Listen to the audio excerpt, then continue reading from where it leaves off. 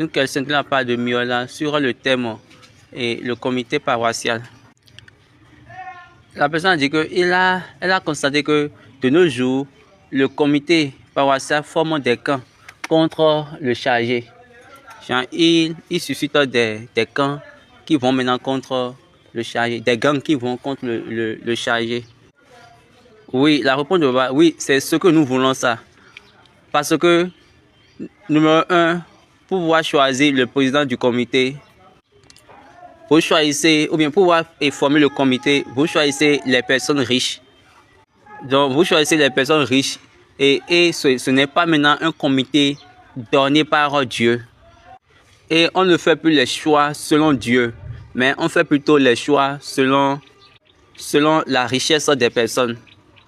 Est-ce que vous avez compris? Lorsque vous êtes serviteur de l'argent, ou bien lorsque vous êtes à la servitude de l'argent, les gens vont utiliser cette monnaie-là, mais cet argent-là, pour pouvoir vous chiffrer. Et ils vont le faire, pas par erreur, mais ils vont le faire en pleine conscience, en le sachant bien avant de le faire. Ça serait intentionnel. Dieu même a déjà tracé son plan, la manière dont nous allons faire pour pouvoir nommer les membres du comité paroissial. Mais nous avons laissé le chemin tracé par Dieu et nous-mêmes, nous avons pris notre propre chemin et nous avons notre propre manière de l'installer. Et maintenant, vous dites, vous posez cette question, comment cela peut rester dans le comité paroissial s'il n'a pas d'argent? D'ailleurs, même là, ce n'est pas l'argent de la personne qu'on utilise, on utilise l'argent de la paroisse. C'est l'argent de la paroisse, c'est l'argent c'est la contribution de tous les fidèles. Donc c'est cet argent qu'on utilise et non l'argent de la personne qu'on a nommée. Comme les moissons maintenant, vous dites que ces personnes doivent venir administrer. Allons voir la sagesse de Dieu. L'affaire de comité paroissial, c'est venu depuis autant des apôtres. Actes des apôtres, chapitre 7. Écoutons. Excusez, allons chapitre 6, à partir du verset 1. En ce temps-là, le nombre des disciples augmentant, les hellénistes murmuraient contre les Hébreux parce que leurs veuves étaient négligées dans la distribution qui se faisait chaque jour. Les 12 convoquèrent la multitude des disciples et dirent: il n'est pas convenable que nous laissions la parole de Dieu pour servir aux tables. Dans la version anglaise, ils ont parlé des Grecs. Donc, les Grecs, qui signifie l'église païenne, c'est ceux des païens qui étaient dans l'église étaient contre les Juifs. C'est les païens étaient contre les Juifs. Pourquoi? Parce que les veuves des païens sont négligées dans les distributions journalières. Maintenant, on a convoqué une réunion, une assemblée, les 12 disciples et toute la multitude qu'on a appelé toute l'église. Donc nous ne pouvons pas quitter, mais laisser la parole de Dieu pour pouvoir aller servir les tables. Donc autrement dit, le berger, bien le chargé, ne peut pas laisser la parole de Dieu. Et la parole de Dieu, c'est ça, la semence qui va remplir les âmes. Donc, on ne peut pas laisser cela et aller servir les tables. C'est pourquoi, frères, choisissez parmi vous 7 hommes de qui l'on rende un bon témoignage, qui soit plein d'Esprit Saint et de sagesse, et que nous chargerons de cet emploi. Donc ici, regardez bien, ils ont dit 7 membres. Regardez bien la manière dont Dieu l'a fait. C'est quoi? Le bureau exécutif. L'exécutif. Les membres du comité, on les nomme. Maintenant, ceux qui vont rester dans l'exécutif, voici voici les critères pour ceux qui vont rester dans l'exécutif. Pour tous les membres du comité, ok, ils vont prier et les gens vont choisir. Ils vont prier et ils vont choisir maintenant de tous les compartiments de l'église, de la paroisse. Ils vont les choisir et dans tous les compartiments, mais dans tous les départements. On va choisir des membres dans tous les départements de la paroisse. Et tous ces membres-là maintenant forment maintenant le comité paroissial. Dans chaque branche de la paroisse, mais dans chaque branche de l'église, on choisit des membres. Dans la chorale, on choisit des membres. Et au niveau des lévis, on choisit des membres. Et au côté des zonibodé, on choisit des membres. Côté des olis, les olis, on choisit également des membres là. On choisit des membres parmi les devanciers, c'est parmi les anciens également. Ce qui est sûr, on va choisir des membres dans toutes les branches de la paroisse, dans tous les départements de la paroisse.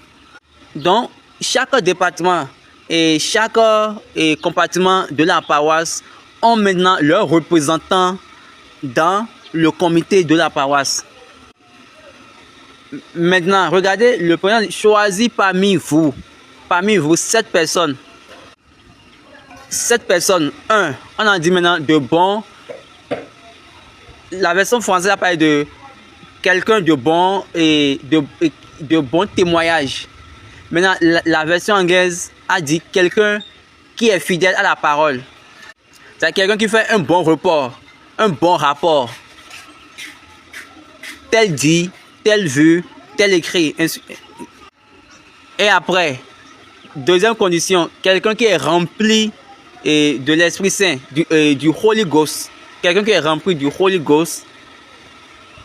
3. La sagesse. Donc, la première condition, quand nous prenons la version française, un bon témoignage. Que l'on rende un bon témoignage. Et rempli de Holy Ghost et de sagesse. Donc, quand nous avons les conditions que nous avons listées là et qui se trouvent dans la Bible, ils n'ont pas parlé de la richesse là. Ils n'ont pas parlé de la richesse là. Ils n'ont pas parlé d'argent là. Un homme d'un bon témoignage, qui reçoit un bon rapport. La version anglaise parle d'un homme honnête. Un homme honnête. Regardez, ils n'ont même pas mis Holy Ghost avant de mettre bon témoignage ou bien honnêteté. Ils ont mis d'abord honnêteté, de bonne honnêteté avant de mettre maintenant Holy Ghost. Et quand on parle de honnêteté ici, de bon témoignage, on veut parler du comportement, du caractère. Numéro 1, la première condition, surtout ceux qui vont rester dans le bureau exécutif. Numéro 1, nous avons le bon caractère, c'est le bon comportement. Le Saint-Esprit, deuxième condition. Et la sagesse, troisième condition. Nous vivons parmi nous. Ok, nous sommes ensemble, nous vivons ensemble. Donc, nous nous connaissons bien. Donc, nous devons choisir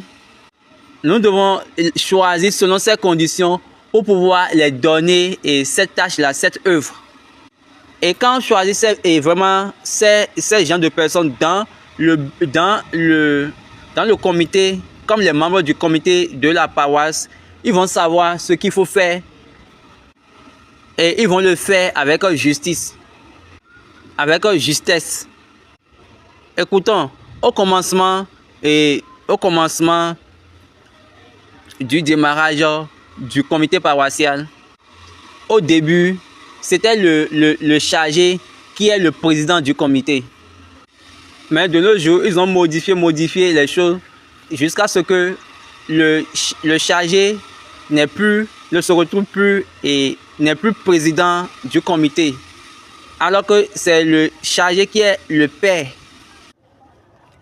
Excusez, laissez-moi vous poser cette question. Comment le chargé est votre père dans le culte et maintenant vous voulez devenir son père dans les autres choses? Donc, c'est quelque chose qui n'a pas de sens.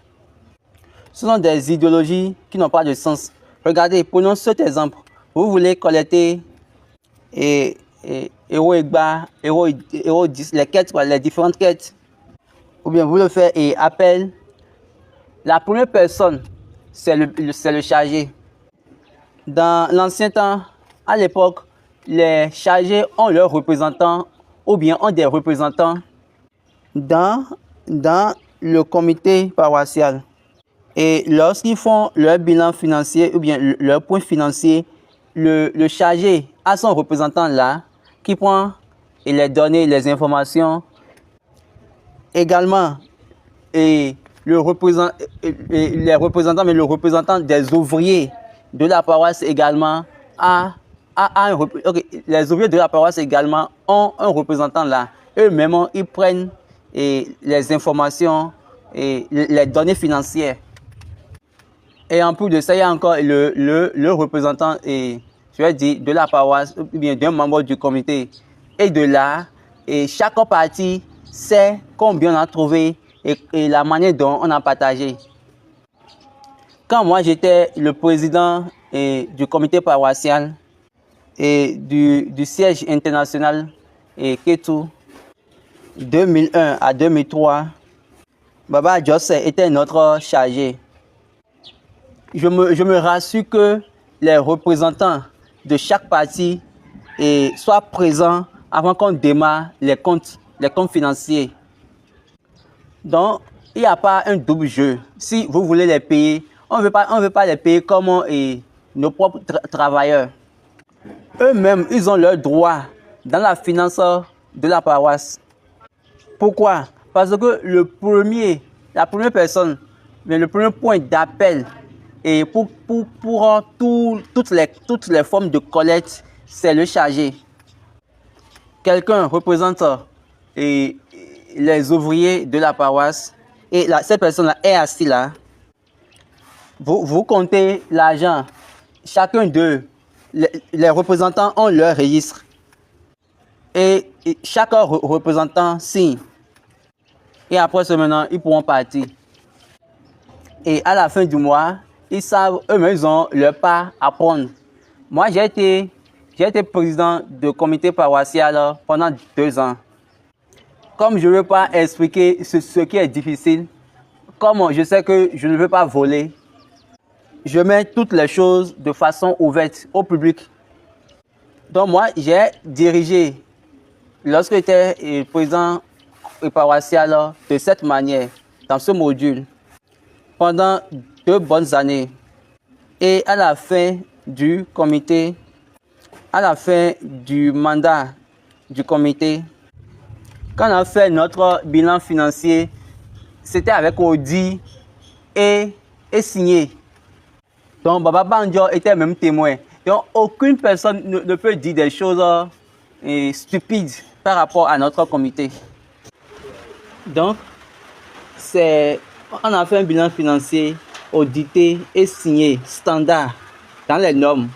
Maintenant, moi je vais vous poser une question. Est-ce que les comités, les membres, ou bien les comités paroissiaux de nos jours, est-ce que vous pouvez auditer votre finance?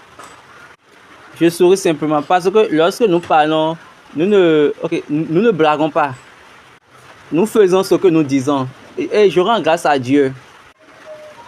Je rends grâce à Dieu parce que tous ceux qui ont occupé ce poste-là, et après 2000, après l'an 2000, vous êtes tous derrière moi. C'est-à-dire quoi? Je suis votre aîné, quoi.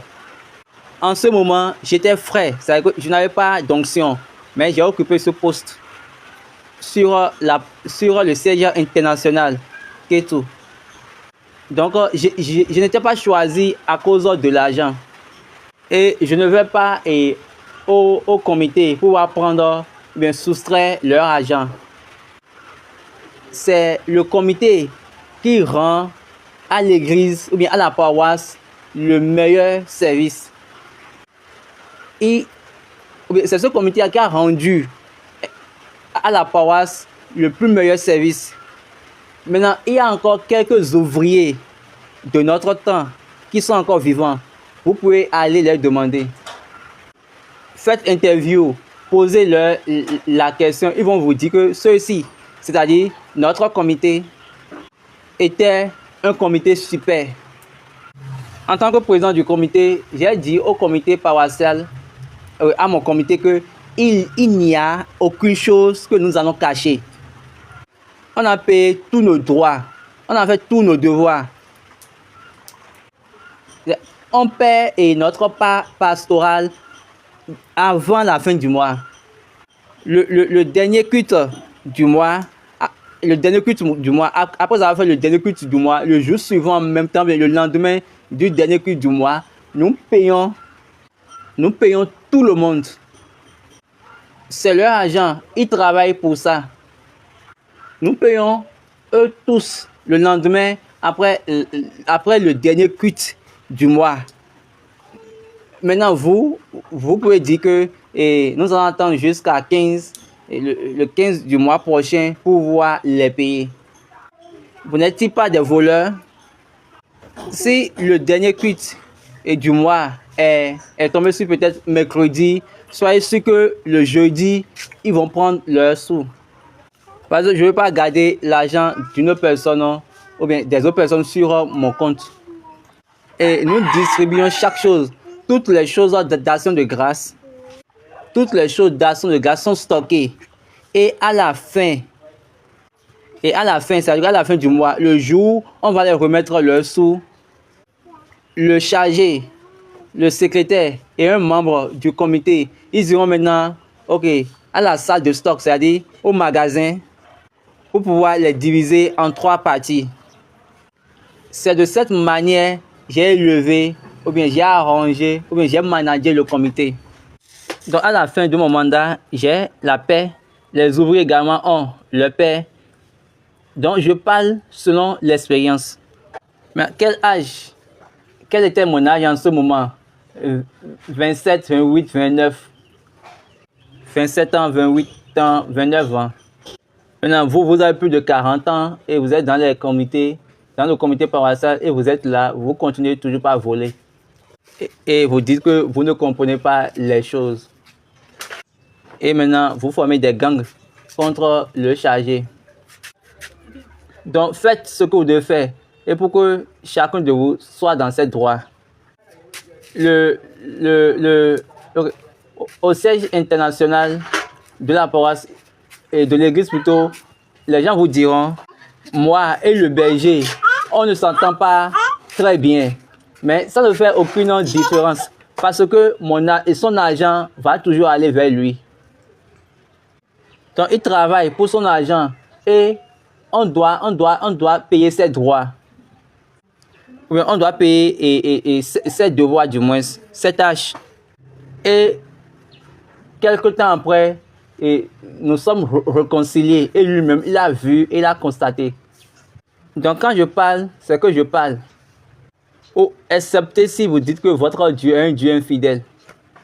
Excepté si vous dites que votre Dieu est un Dieu mort. Et vous allez appeler Dieu, Dieu, telle personne est en train de voler ton argent, maudis-le.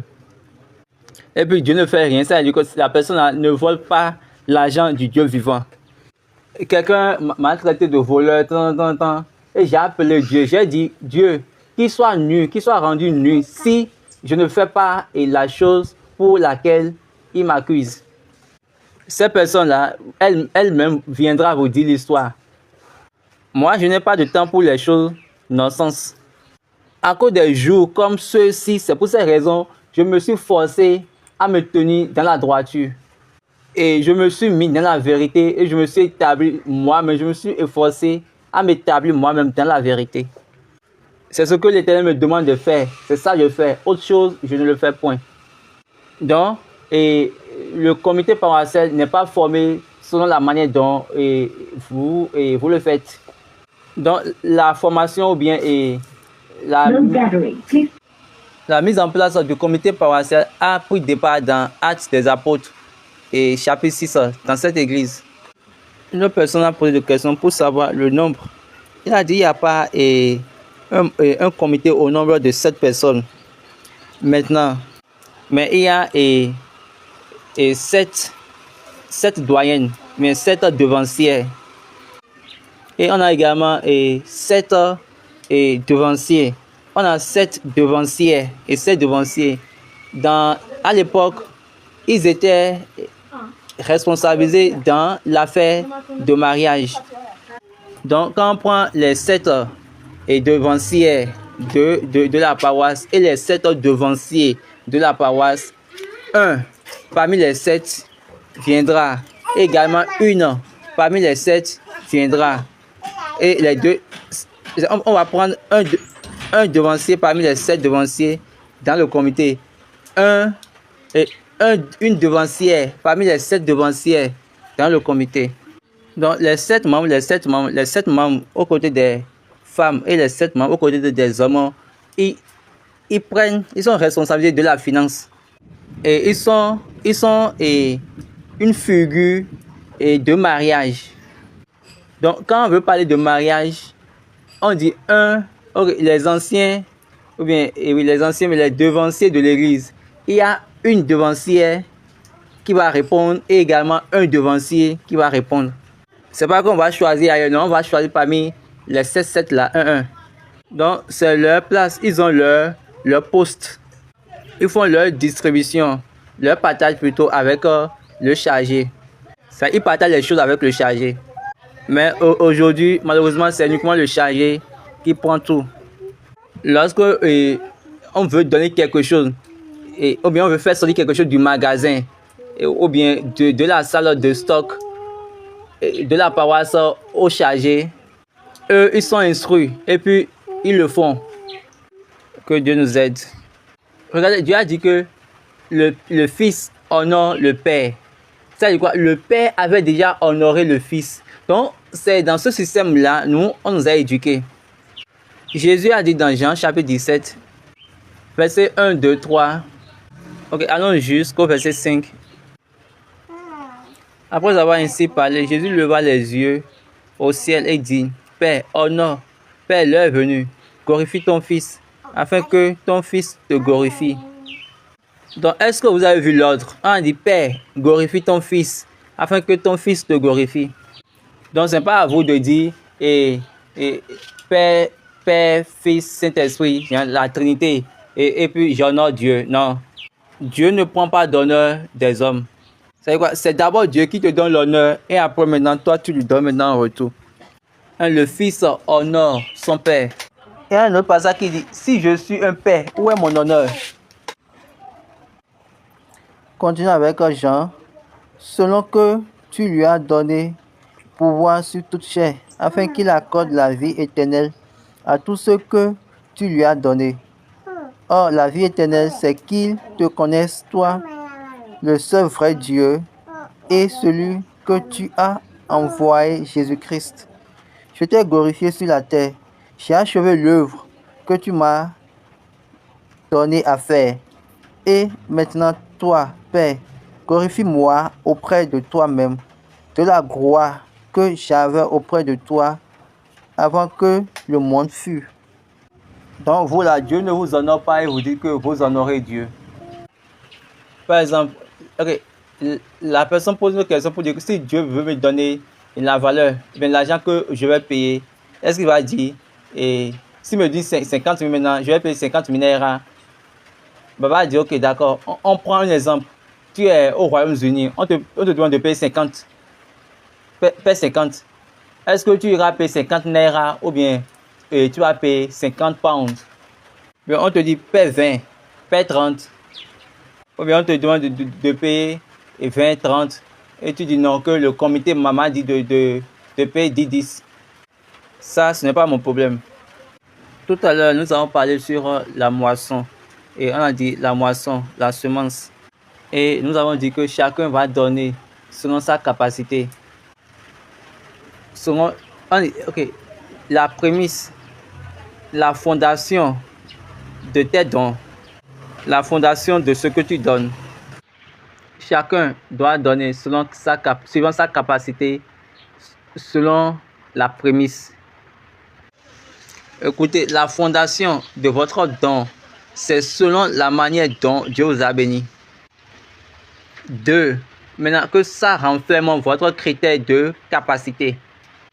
Que ça répond à votre critère de capacité. Est-ce que vous comprenez?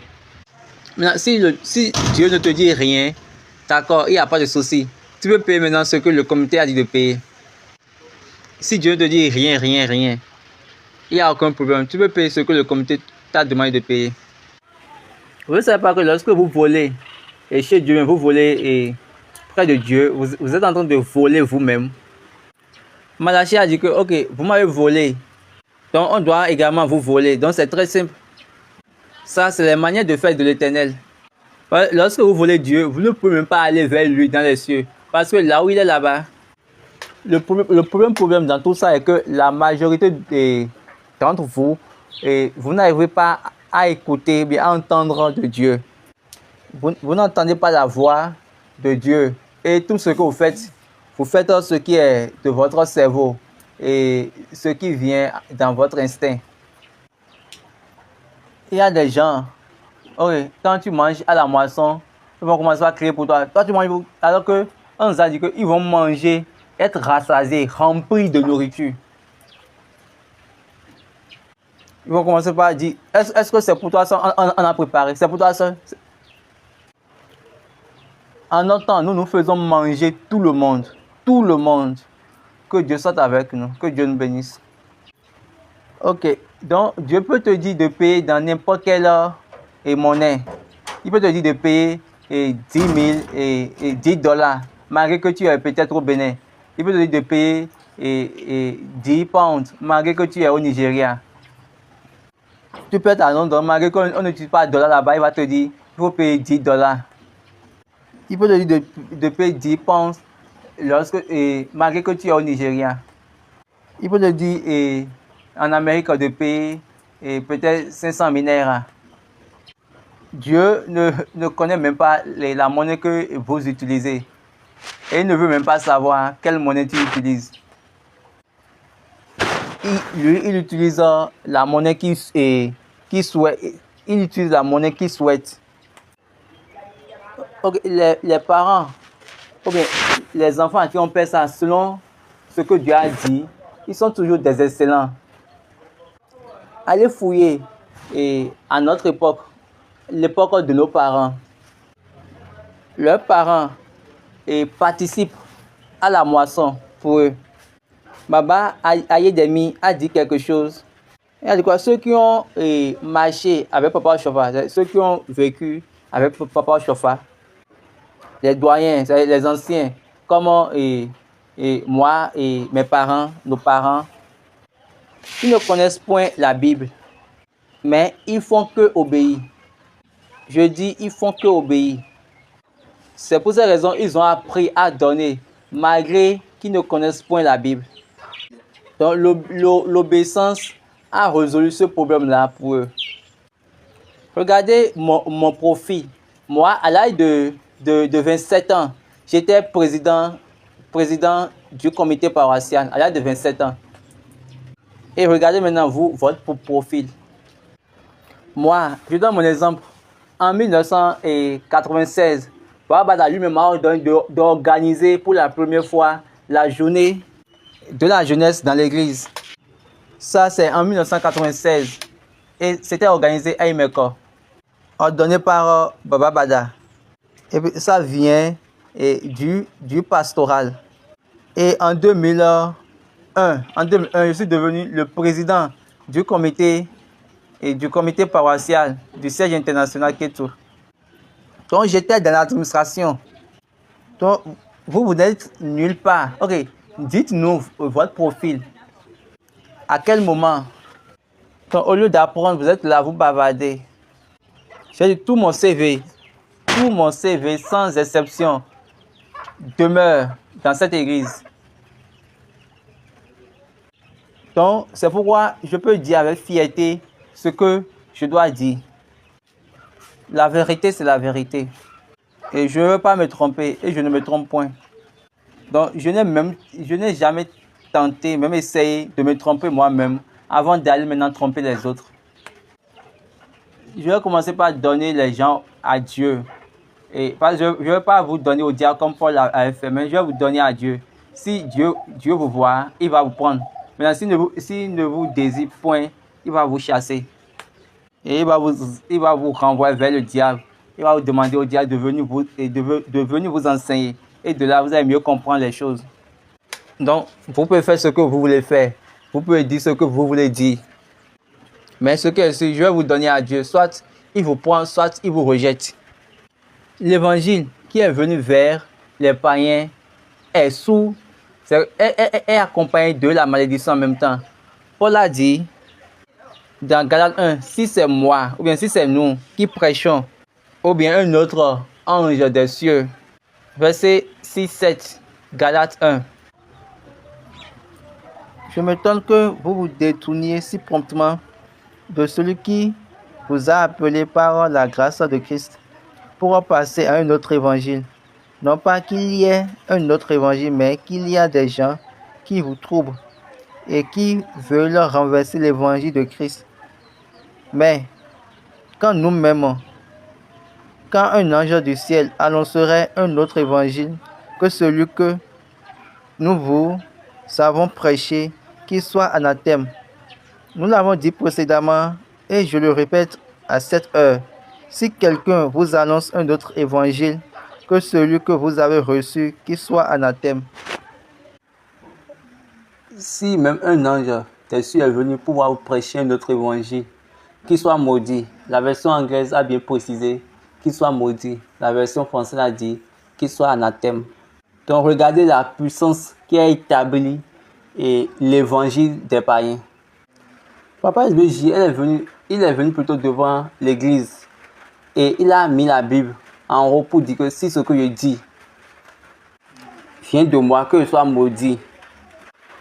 Une autre question par rapport à la sanctification du temple et bien de la paroisse bien avant le démarrage du culte. La personne veut savoir, si les 7 membres ne sont pas au nombre, que faire? Est-ce qu'on va ajouter les fidèles filles pour pouvoir faire cette sanctification? La réponse de Baba, les fidèles filles, les fidèles femmes ne rejoignent pas la sanctification. Quand vous voyez qu'il y a de manque d'hommes, vous pouvez maintenant mettre la Bible là et dans les postes vacants. Aucune femme ne rejoint pas les hommes pour pouvoir faire la sanctification du temple. Donc la sanctification, c'est quelque chose pour éviter les étrangers et les démons, également les esprits impurs. Maintenant, lorsque vous voulez éviter ces genres d'êtres, notez ceci, vous ne savez pas que la femme, elle est porteuse de vie. Pour que ces esprits-là ne soient pas ancrés en elle, on est obligé de les épargner. Donc, c'est 7 hommes pour la sanctification de la paroisse du temple. Maintenant, là où il y a les manques, on met la Bible pour pouvoir représenter la personne. Une autre question sur le culte, de Requiem et la messe de Requiem. Ça vient de la part de Amoussouvi Abraham. Écoutez bien, on fait ce culte-là au 40e jour. J'ai bien dit au 40e jour. Ce n'est pas 41e jour, 40e. Maintenant, le 41e jour, ça concerne les nouveaux-nés. Oui, les nouveaux-nés, ceux à qui on a fait sortir d'enfants. Donc, le 41e jour, ces enfants seront présentés à l'Éternel. Maintenant, une personne morte, c'est le 40e jour et non le 41e jour. Le 40e jour. Maintenant, comment la personne va demander maintenant à quel moment il faut faire le culte? On va dire le 40e jour. Le 40e jour. Après le 40e jour, on va faire maintenant la première année. Première année d'anniversaire de décès. Et après cela maintenant. Et après cela, on peut faire ça maintenant. Et on peut fêter le 10e anniversaire, 20e anniversaire, ainsi de suite. Ça dépend. Ça dépend de la famille et ça dépend également des injonctions spirituelles. Il y a certaines personnes, on leur demande, va faire à Missa. messe de requiem à tes parents. Amisa, c'est un culte d'héritage. Lorsque l'homme, le mari, laisse sa femme et tout le monde, comme il est un avec la femme, maintenant quand on fait la messe de requiem, il y a les œuvres de la femme et quitte la femme pour pouvoir rejoindre maintenant les œuvres du mari. Ce que je dis maintenant, les gens vont aussi dire, ok, il a encore trouvé ça là-haut. Ok, en allant, c'est à la fin des temps, aucune femme ne pourra se tenir devant Dieu pour le jugement. Parce que elles ont été tirées de l'homme. Donc elles sont venues de... Donc après, toutes les choses maintenant vont retourner à leur source. Donc ils vont retourner à la source. Mais en ce qui concerne les mâles et les femelles, eux tous mourront. Et qu'est-ce qui va rester? Uniquement l'homme. Donc Dieu qui connaît ce qu'il fait, il connaît la fin dès le commencement. Donc l'héritage des enfants que l'homme n'a pas laissé, peut-être par négligence ou bien par colère, par n'importe quelle manière. Donc à cause de ce rappel, cette messe de rappel, quand vous regardez Dieu, Genèse chapitre 25, Dieu a dit à Isaac à cause d'Abraham. Donc il y a rappel. Donc il y a rappel des œuvres et des ancêtres ou bien des œuvres, autrement de tes aïeux ou bien de ton père. Tu as dit que je punis les iniquités des pères sur les enfants. Maintenant, s'ils sont morts et puis eux, les parents ne veulent plus rien faire à vous, ça montre que Dieu est injuste. Ou bien, ça ne serait pas injuste de la part de Dieu d'agir ainsi. Si il met l'iniquité des pères sur les enfants, pourquoi pas il ne va pas se rappeler les bénéfices des pères sur les enfants? Ce que je dis, c'est par rapport à ce qu'ils m'ont enseigné. Et je vous ai déjà dit plusieurs fois que papa SBJ m'a enseigné. Jésus m'a enseigné 1 an, 6 mois. Et il m'a enseigné l'écriture et le célestialisme. Donc, quand je veux parler, je parle. Quelqu'un a dit que c'est à Missa qu'ils ont fait au temps de l'enterrement de Moïse. Et j'ai dit que ça, c'est faux. Au temps de l'enterrement de Moïse, il n'y a pas d'Amissa. Maintenant, quiconque parle ainsi, que ces personnes même là se mettent en malédiction pour dire que l'Éternel m'a dit ça, sinon que je sois maudit. Amissa, ça a commencé avec Abraham, c'est venu sur Jacob. Amissa dans Ézéchiel 37, Amissa à la résurrection.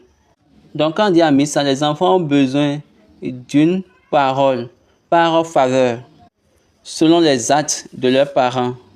Donc les pères vont, ceux pour qui ils ont commandé Amissa, vont les mettre dans la faveur. Donc ils vont retirer du moins quelque chose d'eux. Donc à ce rappel au devant de l'Éternel, Dieu va se rappeler et va dire, ah, Genèse chapitre 25, Dieu a parlé à Isaac, à cause d'Abraham ton père.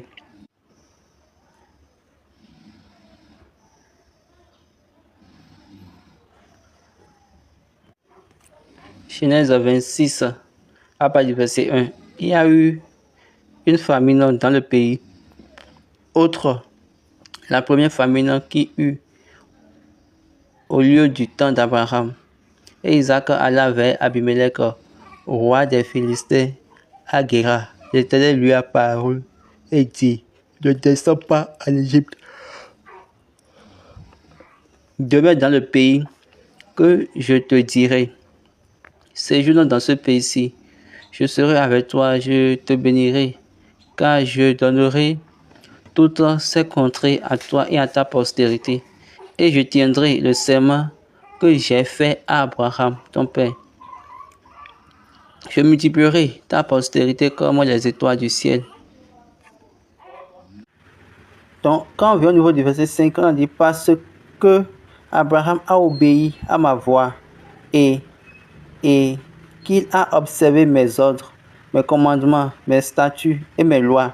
Donc c'est à cause de son père Abraham que Dieu veut lui faire maintenant tout ce qu'il vient de lister, malgré qu'il y a la famine. Donc un rappel était venu pour Isaac. On s'est rappelé d'Isaac à cause d'Abraham. Donc vous devez apprendre à connaître Dieu. Le Dieu qui a dit que je punis les iniquités et je suis un Dieu jaloux, pourquoi pas ne va pas rappeler les bonnes œuvres des pères pour les fils? Qui a amené Isaac à Guéra? Ce n'est pas Abraham. Lorsque la famine est venue,